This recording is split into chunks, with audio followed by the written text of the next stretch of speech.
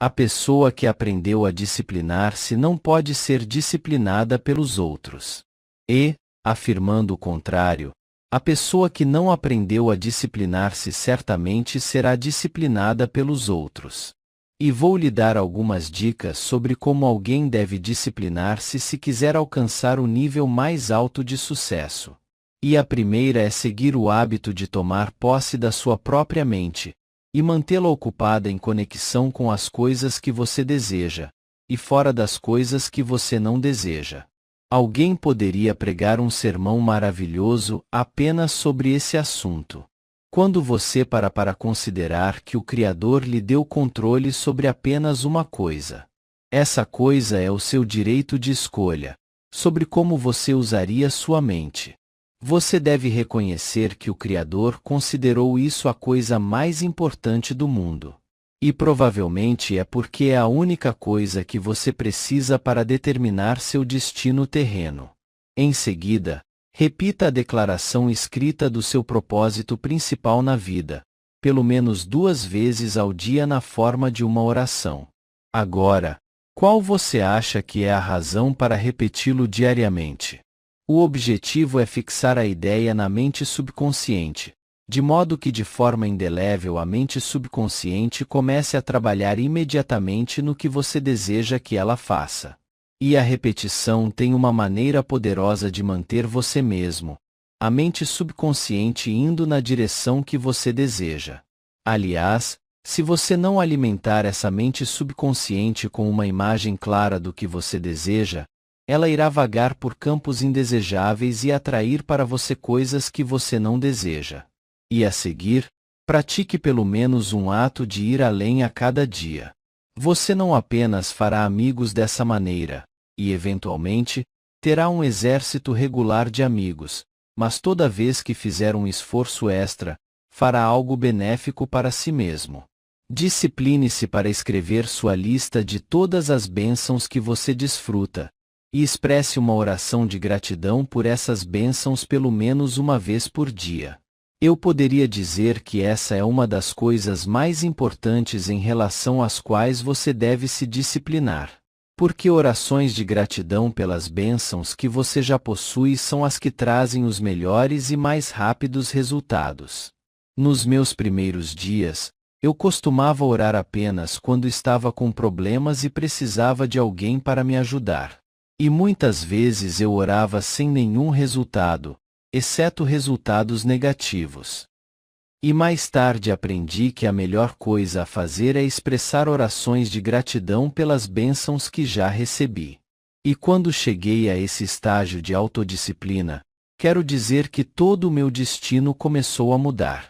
Comecei a fazer novos amigos, minha situação financeira começou a mudar, e tudo na minha vida ficou diferente. Quando expressei orações de gratidão pelas bênçãos que já possuo. E se você tiver a infelicidade de odiar outra pessoa, discipline-se para transmutar isso na emoção de pena dessa pessoa. E veja como você se sente muito melhor. Eu sei que, pela natureza das coisas, as pessoas às vezes expressam emoções de ódio e antipatia por outras pessoas. Você não precisa necessariamente amar as outras pessoas, mas certamente pode expressar pena delas. Pena que eles não se comportem de maneira que você possa amá-los. Você pode fazer isso. Você ficaria surpreso com a mudança que isso causará em sua vida quando você adotar essa atitude mental. Discipline-se para seguir o hábito de fechar a porta para todos os seus fracassos e experiências desagradáveis do passado. A maioria das pessoas passa grande parte do seu tempo remoendo seus fracassos, erros e circunstâncias desagradáveis do passado. Eu tive minha parte disso.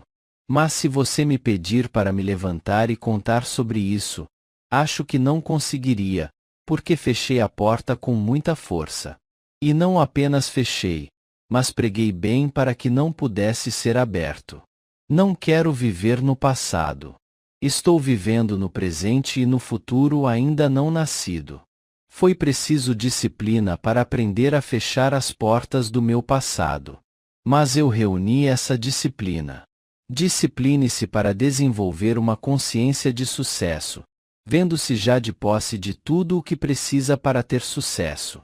Em outras palavras, uma consciência de sucesso pressupõe que você se vista da maneira que deseja, que você se comportará no tipo de empresa que deseja, que você dirige o tipo de automóvel que deseja, que você viva no tipo de casa que deseja e que expresse externa e internamente um espírito de prosperidade. Discipline-se para selecionar a pessoa que você mais gostaria de imitar. E comece imediatamente a pensar e agir o mais próximo possível dele. Nos primeiros dias, quando assumi pela primeira vez o trabalho de disciplinar Napoleão Hill, eu tinha um trabalho enorme em mãos. Tive que vencê-lo desde o início, e formei meus conselheiros invisíveis, conforme descrito em Pense e Enriqueça. Formado por todos os grandes homens que mais admirava. E comecei a realizar conselhos noturnos com aqueles homens descritos em Pense e Enriqueça. E quero dizer que esses encontros, por mais imaginários que fossem, tornaram-se tão reais depois de um tempo que esses personagens que eu escolhi para se tornarem meus aliados intelectuais, se tornaram tão reais que pude vê-los entrando e sentando-se à mesa. E continuei até que finalmente se tornou tão realista que interrompi, porque cheguei ao ponto em que não sabia se estava vendo as pessoas reais ou não. Mas fez uma coisa maravilhosa. Permitiu-me transferir para mim as qualidades destes grandes homens que mais admiro. Eu comecei como um adorador de heróis. Ainda sou um adorador de heróis, mas sou muito específico quanto ao tipo de heróis que adoro. Lembre-se de que a pessoa que se torna mestre de si mesma não pode ser dominada pelos outros. E se você for surpreendido por uma derrota temporária ou por qualquer experiência desagradável, comece imediatamente a procurar aquela semente de benefício equivalente, porque ela certamente está lá. Porém, se a derrota e ferida ainda for recente, pode ser difícil para você encontrar essa semente. Por exemplo, quando a minha mãe morreu, aos 9 anos de idade, poderia ter sido muito difícil para mim encontrar a semente de um benefício equivalente naquelas circunstâncias. Mas os anos que se seguiram provaram, sem sombra de dúvida, que aquela semente estava ali porque a pessoa que veio ocupar o lugar da minha mãe, a minha madrasta, entrou na minha vida, mudou todo o meu destino, e possibilitou-me estender eu mesmo neste espaço em todo o mundo civilizado. Então houve aquela semente de vantagem equivalente na morte de minha mãe. Cuide dos hábitos alimentares, sexuais e de bebida com calma, mas certifique-se de que eles não o levem com calma. Se você sente que deve falar mal de outra pessoa, não fale, mas escreva. Escreva na areia perto da beira da água. Tive que exercitar a disciplina depois de concluir a filosofia da ciência do sucesso. Quando comecei a olhar em volta e descobri que nenhuma editora queria ter nada a ver com a publicação. Fui rejeitado repetidas vezes. E eu teria um álibi muito bom para desistir naquela época. Mas eu aprendi a vantagem da autodisciplina. Eu sabia que em algum momento, em algum lugar, de alguma forma, algum editor teria imaginação suficiente para reconhecer que qualquer homem que dedicasse 20 anos examinando as causas do sucesso, em 500 homens de sucesso, viria em socorro daquele autor. Quero dizer que foi preciso muita autodisciplina, sabendo que chegaríamos lá depois de ter sido rejeitado cerca de 20 vezes. E no condicionamento através da coordenação da minha mente e do meu corpo, para suportar o esforço de 4 ou 5 palestras por dia. Enquanto chego aqui, você não tem ideia de quanta disciplina isso exige. E você ficará surpreso quando eu lhe disser que quando termino, no final de cada dia, estou muito mais forte do que quando comecei. E na próxima segunda-feira, quando eu terminar essas palestras, quero dizer que posso começar imediatamente e repeti-las com muito mais entusiasmo do que estou fazendo agora. Porque aprendi como disciplinar minha mente e meu corpo para fazer um trabalho. Cerca de 5 ou 6 anos atrás, fui convidado a ir a Jacozon, Mississippi, para apresentar toda a filosofia em um seminário de 5 dias para a Associação de Dentistas. 2 dias antes da data marcada para minha partida, fui acometido de um grave caso de gripe, e o médico que foi chamado para me examinar falou: "Bem, vou mandar você para o hospital." Eu disse: "Doutor, tenho um compromisso no Mississippi. Está marcado há muito tempo. Eu tenho que cumpri-lo." Ele disse: "Se você quer ir, cumpra o compromisso, mas você também poderá ter um compromisso com o agente funerário." Não só dei essas palestras em 5 tardes e noites, mas pela manhã escrevi e produzi um programa de rádio. E logo depois do almoço, às 3 da tarde, entrevistei esses dentistas, um de cada vez, por cerca de meia hora cada. E quando cheguei tarde de lá, não havia sinal de gripe. Eu estava tão ocupado cuidando do meu trabalho que não tive tempo para brincar com a gripe. Surpreendentemente, o que você pode fazer por meio da autodisciplina? Há alguns anos, quando eu estava treinando vendedores em Nova York, um dia minha secretária recebeu um telefonema do presidente da lavanderia de Nova York, em Newark, Nova Jersey.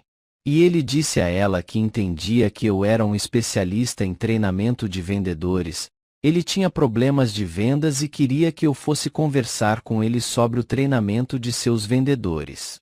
Eu nunca tinha ouvido falar daquela época em que as lavanderias tinham vendedores, mas descobri mais tarde que todos os seus maquinistas estavam por conta própria.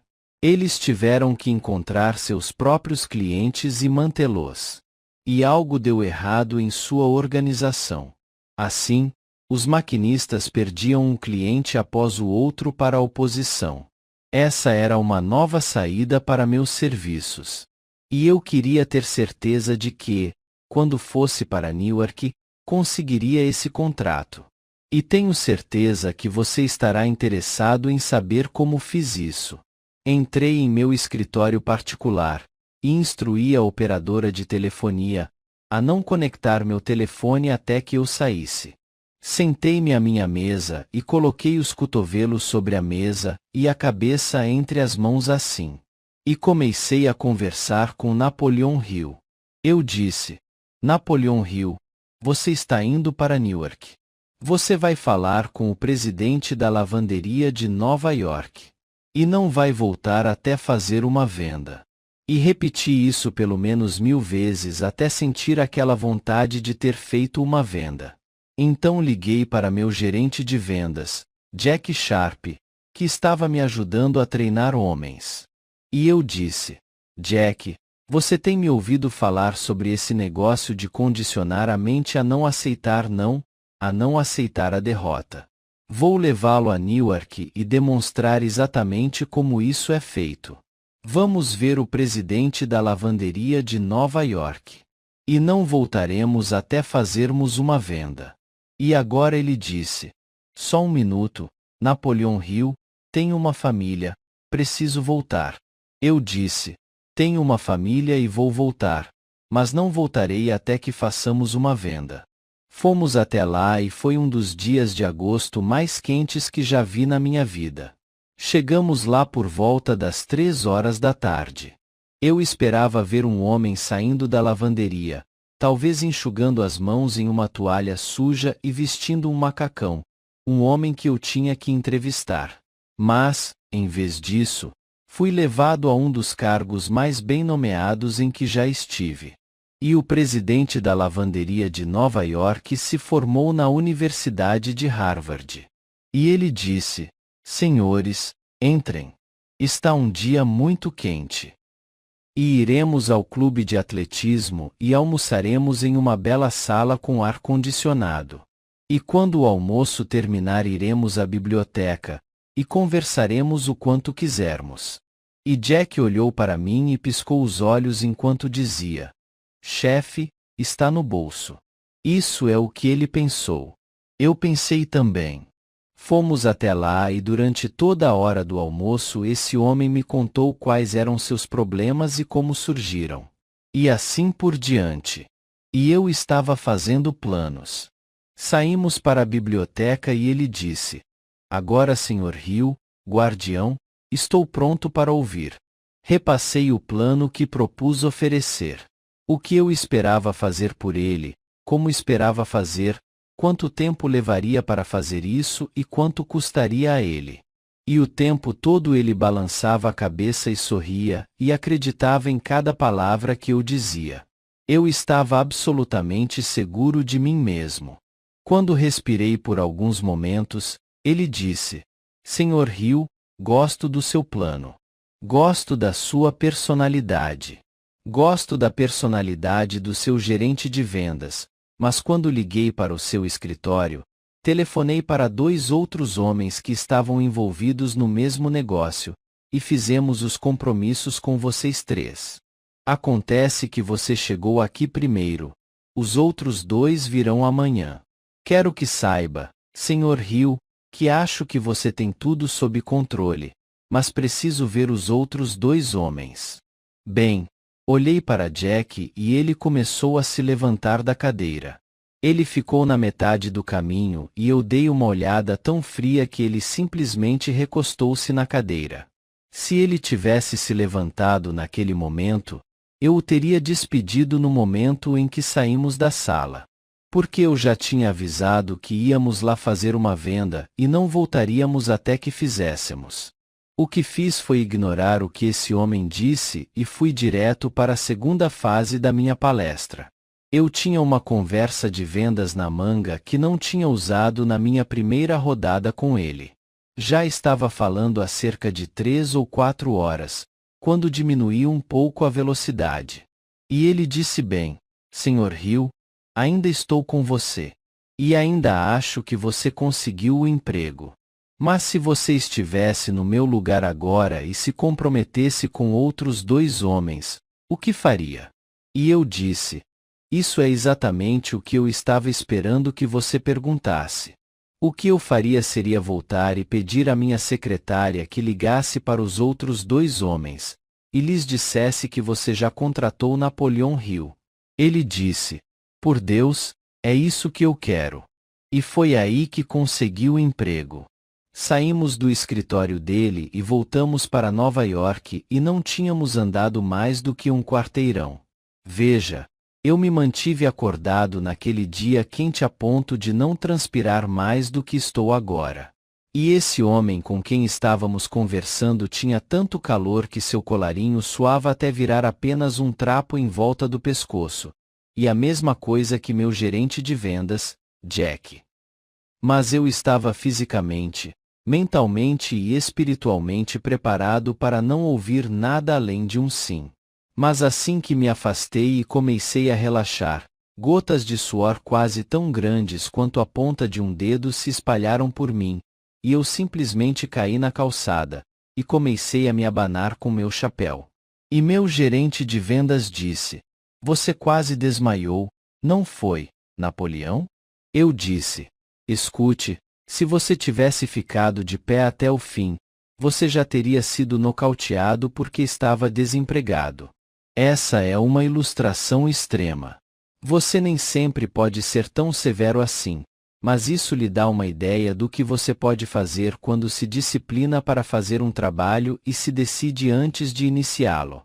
Não importa o que fique no seu caminho, nem quem fique no seu caminho, você vai passar por cima ou por baixo, mas vai passar. Agora, por onde começamos a autodisciplina? Primeiro de tudo, no nosso fracasso em adotar e viver de acordo com um propósito definido, e um plano definido para alcançá-lo. Aceitar da vida aquilo que não queremos. É aí que precisamos começar a nos disciplinar primeiro. E negligenciando o controle da mente, a única coisa que o Criador pretendia que fizéssemos. Negligenciamos isso por causa da autodisciplina, da falta de autodisciplina. E no hábito de se permitir afastar-se do ambiente e ser influenciado por pessoas próximas que são negativas. Precisamos nos disciplinar aqui. Quero lhe dizer que minha tarefa mais difícil no início desses 20 anos de pesquisa, que dediquei à organização da ciência da realização pessoal, foi lutar contra meus parentes que estavam determinados a fazer papel de bobo. E um deles sugeriu que eu fosse para uma enfermaria de psicopatas e fizesse um exame de cabeça. Eu gostaria de lhe dizer quem era esse, mas o relacionamento dele comigo era muito próximo. E a seguir, a falta de qualquer tipo de plano ou programa de autoaperfeiçoamento. A educação é um trabalho para toda a vida e exige estudo, leitura e autoexame constantes. Como vocês que pertencem a esta organização, sem dúvida, se entregaram a isso. E no hábito de se limitar por meio de autoconfiança insuficiente, você precisa de autodisciplina. Construa-se até onde você já está, na posição em que deseja estar. Dê a si mesmo um título se quiser se chamar de general, major, qualquer coisa. Se considere um sucesso no topo da pilha em tudo o que deseja seguir na vida. Continue contando essa mentirinha para você mesmo e para sua mente subconsciente. Eventualmente, ele irá pegá-lo e colocá-lo exatamente onde você deseja estar. Quando Andrew Carnegie me deu aquela famosa fórmula, pareceu-me algo ridículo de se fazer.